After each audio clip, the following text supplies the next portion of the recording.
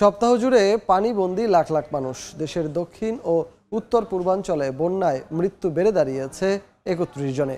লক্ষ্মীপুরের কোথাও কমলেও অনেক জায়গায় বেড়েছে পানি। ত্রাণের জন্য হাহাকার বাড়ছে বন্যার্ত মানুষের। দুর্গতদের অভিযোগ, সড়কের পাশের এলাকায় ত্রাণ বিতরণ হলেও পৌঁছাচ্ছে না দুর্গম এলাকায়। বিস্তারিত জানিয়েছেন আতাউর কাউসার। আমি এই মুহূর্তে আছি লক্ষ্মীপুর সদর উপজেলার জকসিন এলাকায়। এখানেও অন্যান্য জায়গার মতন প্রচুর পানি উঠেছে, আশপাশের ঘরবাড়ি ডুবে গিয়েছে এবং মাছের ঘের থেকে মাছ পালিয়েছে। গরু ছাগলের খামারেও পানি উঠে গিয়েছে, সেখান থেকে গরু ছাগলগুলোকে শুকনা জায়গায় নিরাপদে সরিয়ে নিয়েছেন তাদের মালিকরা। কিন্তু হাঁস মুরগির যে খামারগুলো রয়েছে, সে বিশেষ করে মুরগির খামারের প্রচুর মুরগি মারা পড়েছে। প্রচুর মানুষ পানিবন্দী অবস্থায় আছে, তারা ত্রাণ পাচ্ছেন না।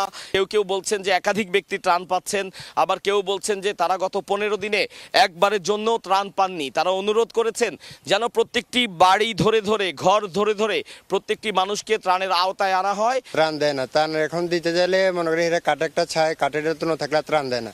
সব লই যাই আমি কালিয়া খুঁজলাম, আমার পরিবারও যাই এনে খাড়াইছে, দেয় না হেমি লই গেছে। হাত বাড়ি বেঁচে আমরা দুই ভাই চাই না, হাঁস বাড়ি হাড়িরা হাইছে, তারা ভাগ করে নিচে আঙরে দেয় না। একটি নির্দিষ্ট দূরত্বের পরে খুব বেশি সংখ্যক ত্রাণ নিয়ে কিন্তু দূরবর্তী জায়গাতেও যাওয়া সম্ভব না। সেক্ষেত্রে নৌকাই একমাত্র বাহন, কিন্তু সে নৌকার অপ্রতুলতার কারণে মানুষজন আসলে ঠিকমতো ত্রাণ পৌঁছাতেও পারছেন না এবং তাতে দুর্গত মানুষরা ত্রাণও পাচ্ছেন না।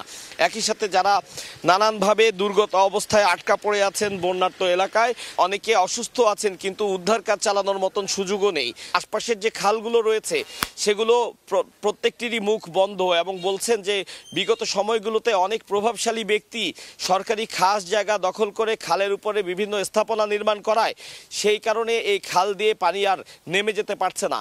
এ ব্যাপারেও তারা সরকারের কাছে নজরদারির দাবি করেছেন। বিত্তবানদের প্রতি সরকারি বেসরকারি যে সকল সংস্থা রয়েছে সকলের কাছেই উদাত্ত আহ্বান তারা জানিয়েছেন, আন্তরিকভাবে যেন প্রত্যেকটি ঘর বাড়িতে চিহ্নিত করে করে সেখানেই ত্রাণ পৌঁছানো হয়। রাস্তার পাশে অনেক মানুষকে একসাথে ত্রাণ না দিয়ে ঘরে ঘরে গিয়ে যদি ত্রাণটি পৌঁছানো হয়, সেক্ষেত্রে সকলেই ত্রাণ পাবেন, বেঁচে থাকতে পারবেন সকলে মিলে, এমনটি বক্তব্য তাদের। আতাউর কাউসার, সময় সংবাদ।